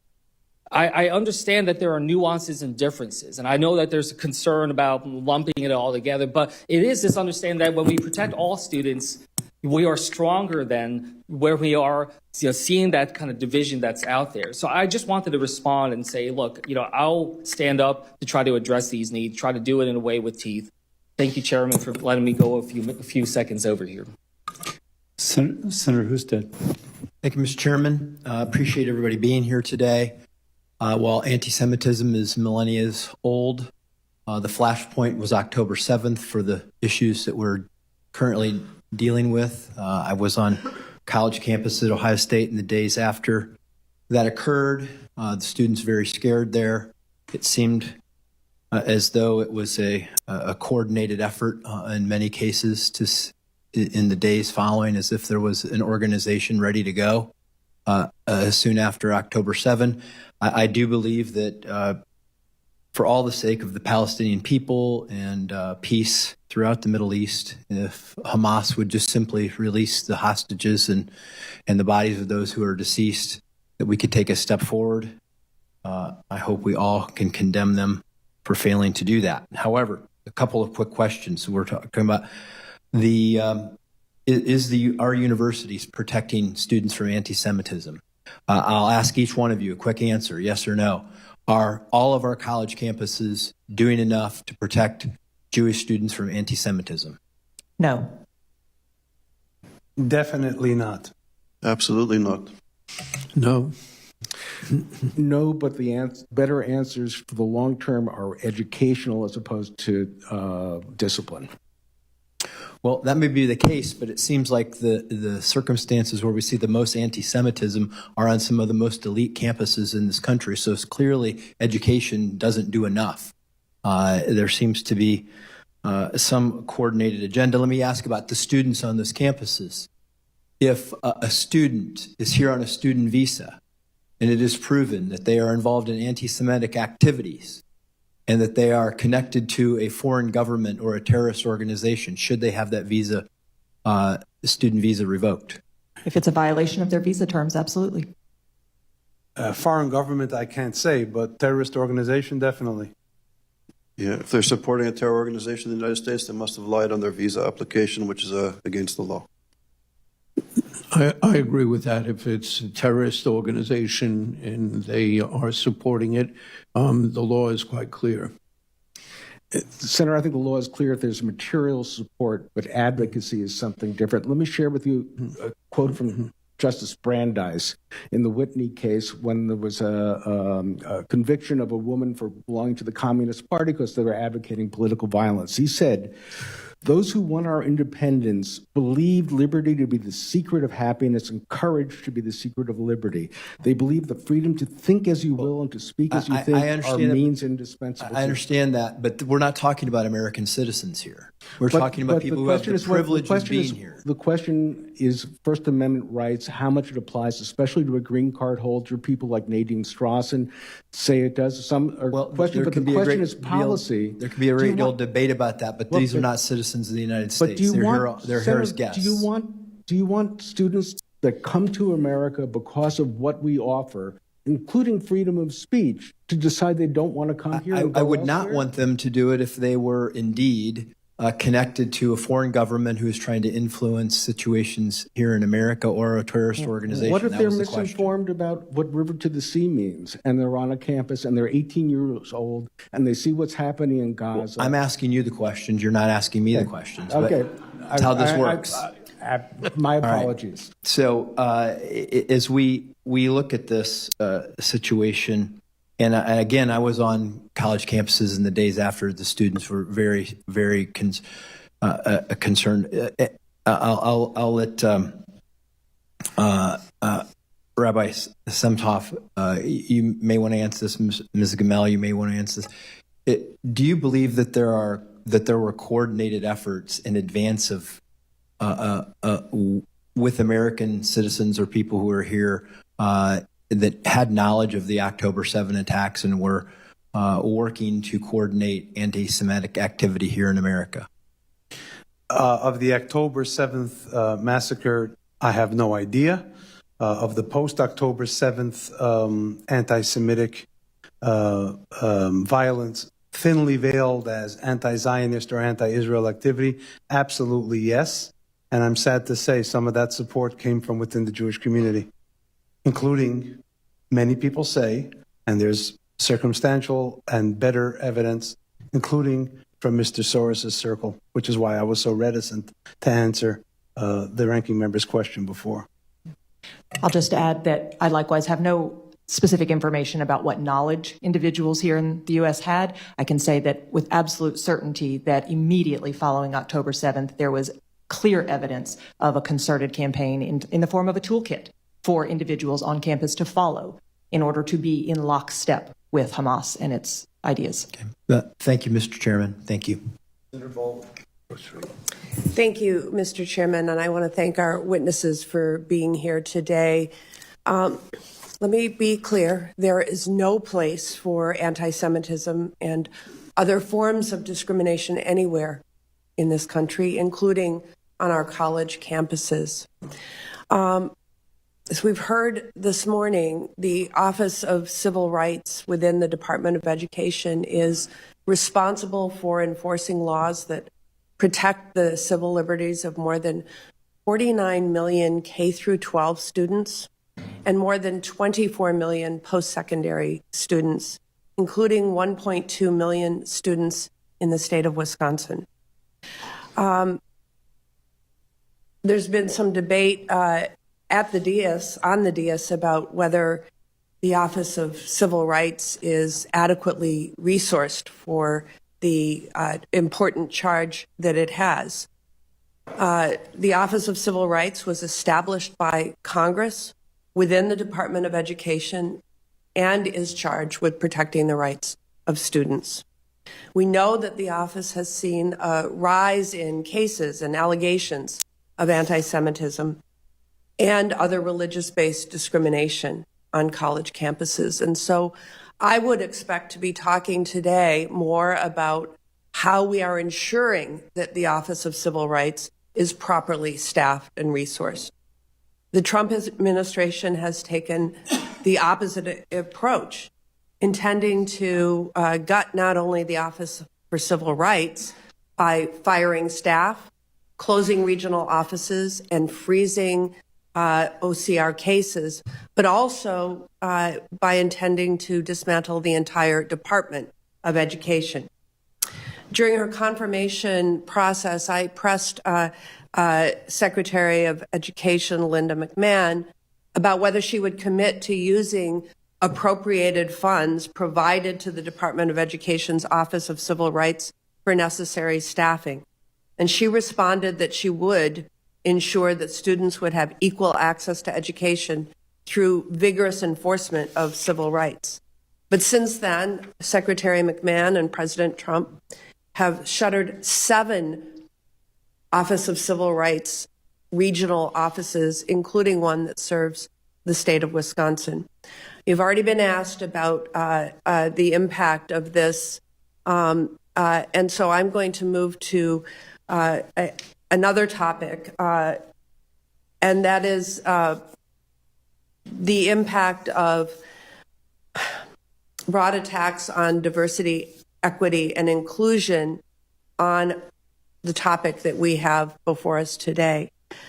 Rabbi Saperstein, I appreciate your message of unity and observations that hate speech and hate crimes tear at the unity of Americans.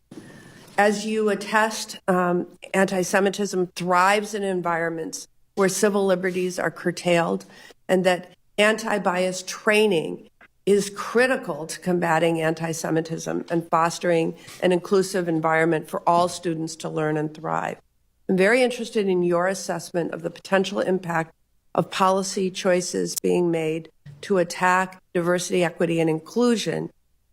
Will these broad attacks on diversity, equity, and inclusion sweep up important anti-bias training and other efforts to combat anti-Semitism? The question, as you phrased it, I think answers itself. Yes, it will greatly restrict anti-bias training. It will greatly restrict our commitment to the pluralistic democracy in which Jews have always thrived most. Pluralistic democracies have to be taken away.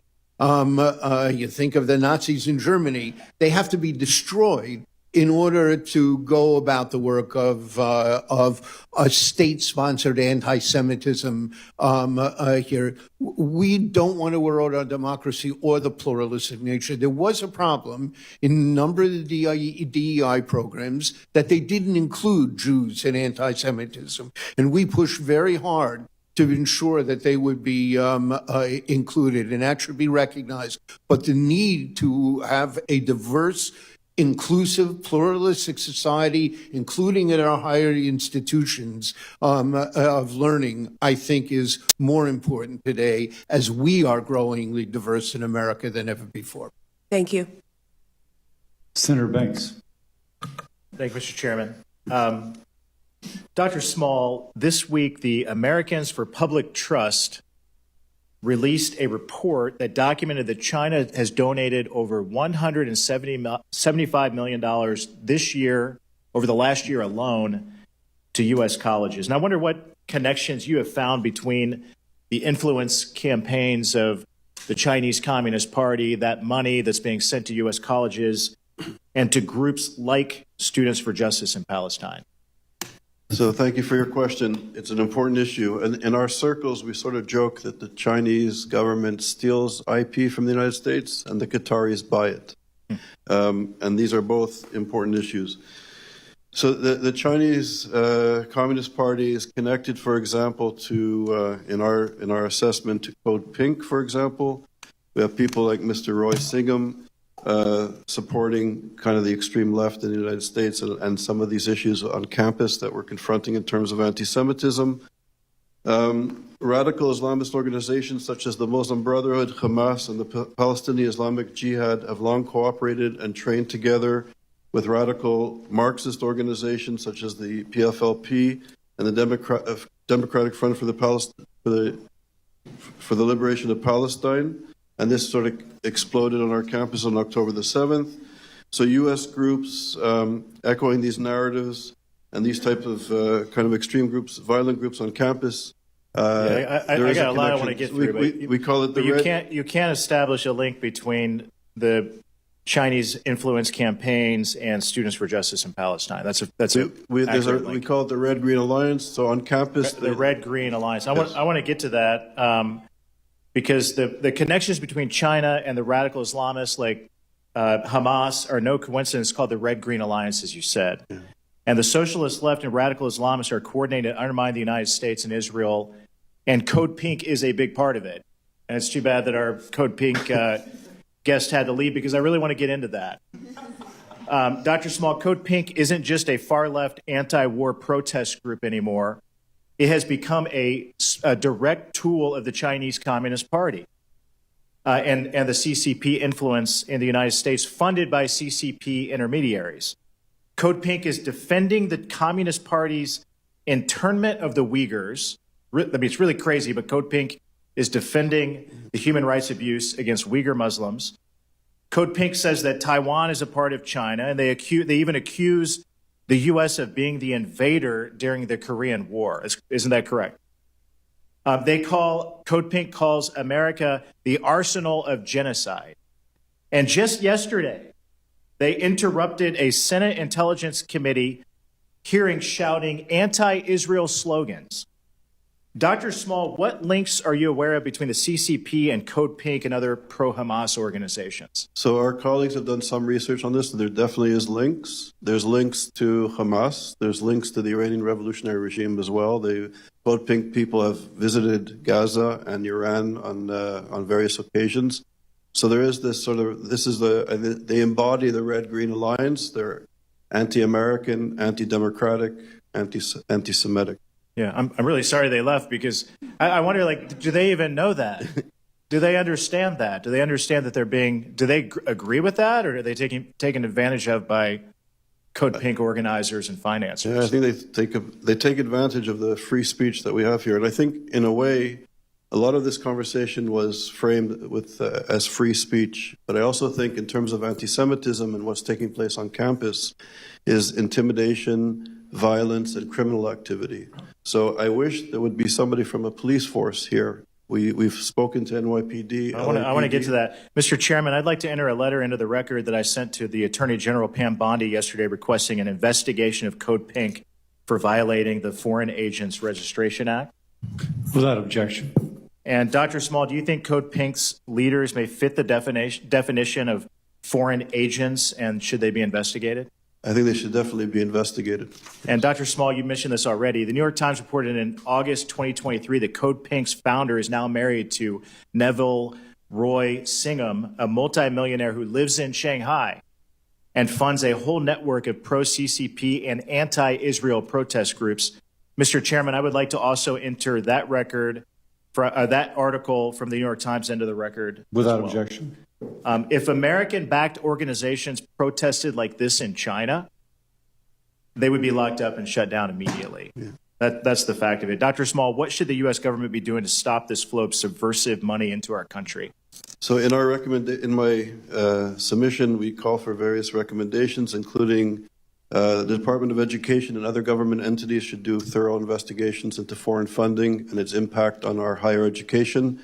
We believe our higher education is young people come to universities to learn how to be citizens, and they're being miseducated on many important issues that guarantee our freedoms, such as freedom of speech and other democratic freedoms that we have here. Thank you. I yield back. Thank you. Senator Markey. Thank you, Mr. Chairman. Tragically, anti-Semitism is on the rise in the United States. It is outrageous. It is wrong. We cannot and we must not tolerate it. We saw it when white supremacists marched in Charlottesville with swastikas, yelling blood and soil. We saw it when a man walked into the Tree of Life Synagogue and killed congregants in their house of worship. We see it when synagogues are threatened and vandalized. And we see it when Trump administration officials support far-right Holocaust deniers. Anti-Semitism is a threat to our most basic freedom in the United States, the freedom to pursue faith without fear. But rather than seriously address anti-Semitism and protect Jewish student safety, this administration is cutting funding for the Office of Civil Rights. And Trump is cynically using the rise in anti-Semitism as a tool to restrict freedom, stroke fear, and silence dissent. And it is as terrifying as it is evil. Under the guise of combating anti-Semitism, this administration cut off $400 million in funding for Columbia University, funding that, amongst other things, supports critical Alzheimer's and cancer research. We can't have cutoffs in Alzheimer's and cancer research in America. This month, ICE officers arrested students in Columbia and Georgetown and elsewhere lawfully here in the United States, but haven't charged them with a single crime. We're the United States of America. It's 2025. You need evidence. You need a crime. You have to say what it is. And on Tuesday, masked ICE officers grabbed Rumesa Ozturk, a PhD student at Tufts University, off the street as she was on her way to break fast for Ramadan. She has not been charged with a single crime. As far as I understand it, the Trump administration arrested these students because they engaged in the freedom of expression that is explicitly protected under the Constitution of the United States. What these individuals said or believed is besides the point. What matters is that we have a president arresting people because he disagrees with their constitutionally protected right to freedom of expression. And that imperils the basic democratic principles upon which all of our freedoms relies. When the government of the United States is sending mass police to grab students off the streets and from their homes, holding federal dollars or threat of investigation as blackmail to force institutions into silence and routinely violating the Constitution, the laws passed by the United States in order to do what he wishes while using the Jewish people and others as a shield for its transgressions, we have crossed a dangerous threshold from which we cannot return unless we call it out for what it is, authoritarianism. We have a very serious anti-Semitism problem in the United States of America. It is a problem that deserves a real and a forceful response. But the answer to anti-Semitism will never be authoritarianism. We cannot guarantee freedom if we let Trump march in and steal freedom while we remain silent. So, Rabbi Saperstein, in your testimony, you state, quote, anti-Semitism, the hatred of Jews as Jews thrives in an authoritarian environment where civil liberties are curtailed, not in spaces of robust, protected, democratic discourse. So please expand on how Trump administration's authoritarian actions are a threat to the safety of the Jewish community and the role that Congress should play in response to it. You know, I said before that the Jewish community in America has thrived to enjoy more rights, more freedoms, and more opportunities than anywhere else. There are a number of reasons for that. One is the rule of law, for which is at the core of our democratic system, our constitutional system. A second was the separation of government and religion. Here, that government would not interfere with religion, be a wall keeping government out of religion. This was the first country in the history of the world in which we said, your rights as a citizen will not depend upon your religious identity, your religious beliefs, or your religious peaceful practices, which is a standard in my work as U.S. Ambassador for Religious Freedom. I try to hold every other country accountable to its embodying in the international human rights covenants. Here, we have always thrived better in open, pluralistic countries than we have in dogmatic and authoritarian countries. We are always the other in those authoritarian countries. And the reason we have thrived here has been the opportunities that higher education has given us, that the public schools brought us up through for generations in this country here, and the attacks on each one of those that we're seeing on higher education, on cutting back, even restricting funds, the public schools in terms of the attacks on the rule of law, on judges, the judicial system, ignoring judicial decisions that are being made. All of this undercuts the safety of not just Jews, but everyone who is a victim of discrimination in this country. Anti-Semitism is the problem. Authoritarianism is not the answer. Indeed. Thank you. Senator Hawley. Thank you very much, Mr. Chairman. Thanks for calling this important hearing. Thanks to our witnesses for being here. Mr. Stern, if I could just start with you. I see that 5 or 6 days ago you gave an interview in which you said that the removal of Mahmoud Khalil, the pro-Hamas foreign rioter, is a form of McCarthyism and makes Jewish students less safe. Now, this is an individual who has been accused of endorsing and espousing terrorist activity, who has been accused of lying on his application to a green card in the United States, who is currently being sued for terrorizing and assaulting Jewish students. Do you stand by your view that trying to remove him is a form of McCarthyism? Absolutely, Senator. Why in the world would that be the case? Let me answer. He hasn't been charged with the crime. The clear predicate for this, White House said, was handing out pro-Hamas propaganda. When you start talking about people's views and what they're talking about in the public square as a basis for discrimination, and then the effect on Jewish students, it's not just the fact that Jews may be seen as, well, we're pushing this and that's going to happen. The way that this is going to harm Jewish students is it harms the academy. Wait a minute. My time is limited. I'm sorry to interrupt you, but just wait a minute. I've got to correct numerous inaccuracies there. Number one, as you very well know, United States law says that a non-citizen is inadmissible for entry into this country if they, and I quote, endorse or espouse terrorist activity or persuade others to do the same.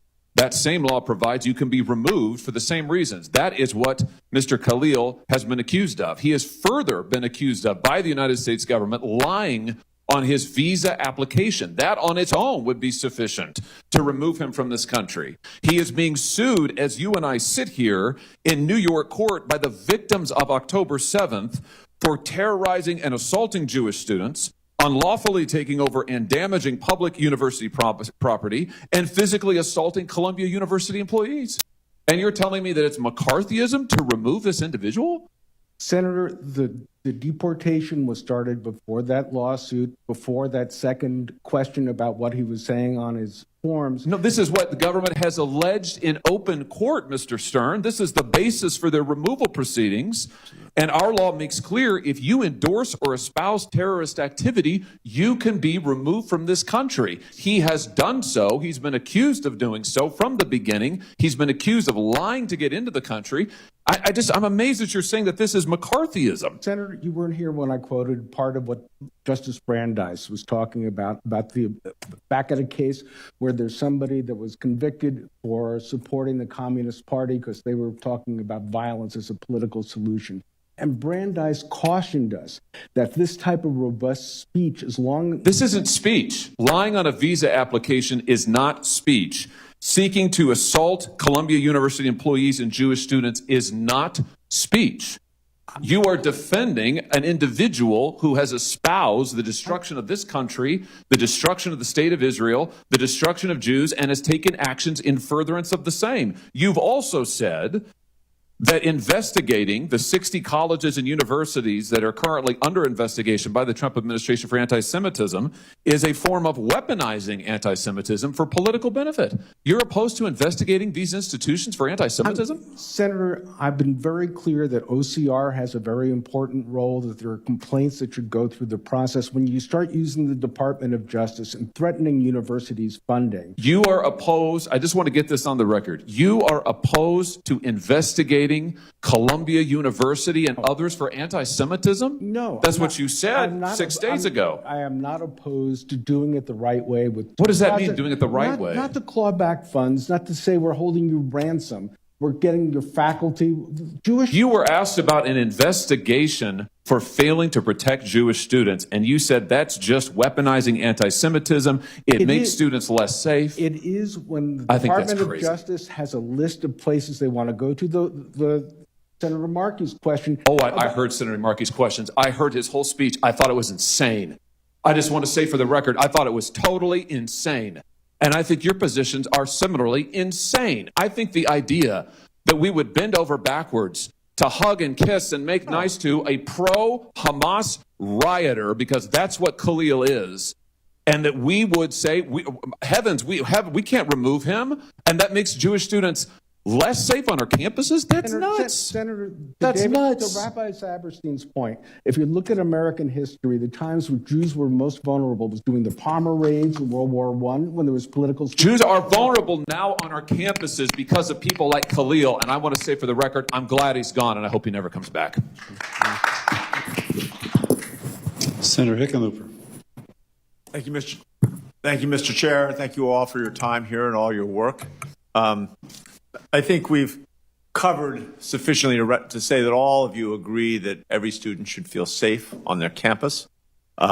Certainly the troubling rise of anti-Semitic incidents on campuses over these past 2 years is troubling and should not be accepted. Students barricading in their rooms to protect themselves is unacceptable by any standard. But we've cut the Office of Civil Rights dramatically, and we seem to be pitting two of our fundamental goals against each other. One is the necessity to stop anti-Semitism, but also making sure that we uphold the First Amendment rights. And I think American universities are trying to do that. I went to a little college in Connecticut, Wesleyan, where there's been a lot of effort about going out and trying to have discussion with both sides, and at the same time, always keeping students safe. That is their constant priority. So I thought, Rabbi Saperstein, do you agree that university leadership should work harder at making sure we have not just keeping them safe, but making sure that dialogue can help create that safety? I do. There are a number of things that are going on at universities that would be very helpful now. Exactly the university encouraging and structuring those kinds of dialogues.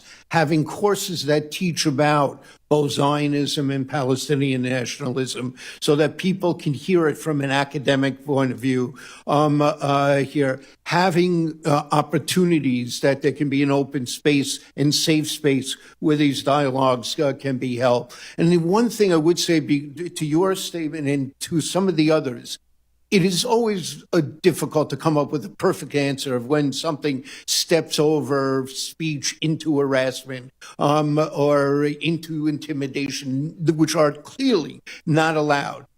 What's really important is for the universities to make clear what their standards are and what kind of protests will step over the line, to be public about it, transparent about it, and consistently enforce it. Nothing is more important in terms of actually being able to tone down things, for everyone to know what the rules are, what the limits are, and to see it consistently enforced no matter who the perpetrators may be. Great. Any other comments on that? Yeah. Rabbi? Yeah, I think that, I'm obviously a supporter of the First Amendment. I'm a very deep beneficiary of the First Amendment. I believe that discussion between peoples is always important. One thing I'm proud of is the numerous relationships I have with Muslims and Arab leaders who come to this country. But you got to go a little faster. To understand them. It will be 3 sentences.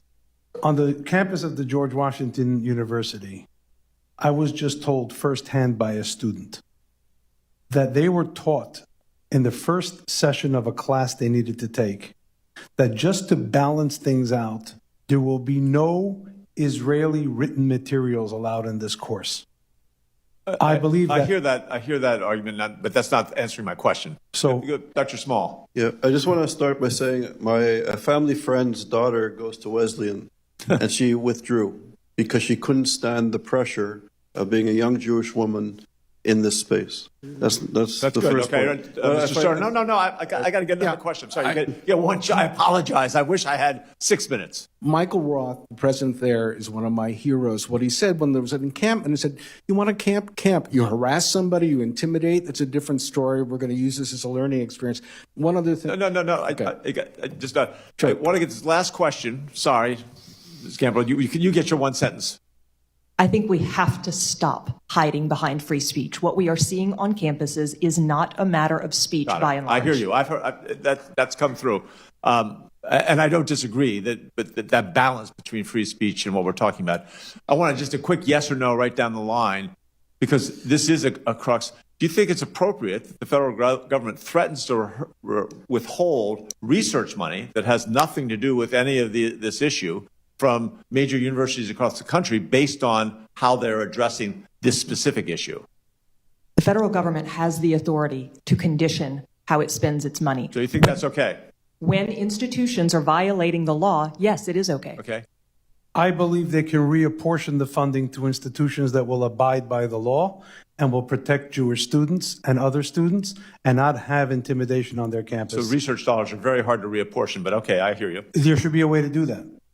It's against the federal law to fund private or public entities that discriminate against American citizens.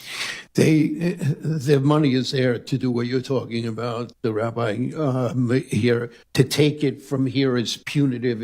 It's really just aimed at undermining universities to do things that we can find a better way to get them achieved. Senator, I see it as an existential threat to universities. They're going to kill cancer research and diabetes research. Some of the researchers are Jewish, and they're doing it without due process. That is not the way to deal with this problem. That's only going to make it worse. Thank you all. I appreciate it. Yield back. The Chairman's prerogative, I'll point out, Rabbi Severstein pointed out that there's a fine line between free speech and violence. That shouldn't be a cover. Chasing kids into a room and pounding on the door when they are there is wrong. Absolutely. Let me just say that. And blocking their way to get across the commons to go to their class is wrong. And that shouldn't have to be established in a behavior handbook. That should just be known when the kid shows up. And if you're guilty of perpetrating that, you should suffer consequences. And I think that is not free speech. No, we're closing. I ask for unanimous consent to enter 3 letters into the record. The first record from the American Jewish Medical Association describing and highlighting the danger of anti-Semitism in medical education to the detriment of Jewish students and patients alike. The second letter from the Union of Orthodox Jewish Congregations of America providing recommendations to address anti-Semitism on college campuses and supporting the passage of the Anti-Semitism Awareness Act, the Protecting Students on Campus Act, and the Deterrent Act. The third letter from the Zionist Organization of America highlighting the long history of anti-Semitism on college campuses, including the surge since the attacks on October the 7th, 2023. And I ask unanimous consent, and I so acknowledge. The hearing record will remain open for 10 business days. Senators may submit questions for the records within that time. Mr. Chairman? Senator Sanders? I have a couple of unanimous consents. Oh, I'm sorry. One to enter the record, a letter from the Jewish Electorate Institute regarding today's hearing, and another one dealing with the impact of Trump's gutting of the Office of Civil Rights. Without objection. Thank you for being here today. The committee stands adjourned. Okay. All right. Bye-bye. Well, you have to have everybody. Yes. All right. David. Rabbi. Huh?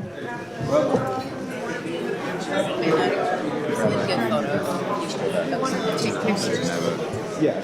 Well, don't worry, you'll get a screenshot. Oh. Thank you.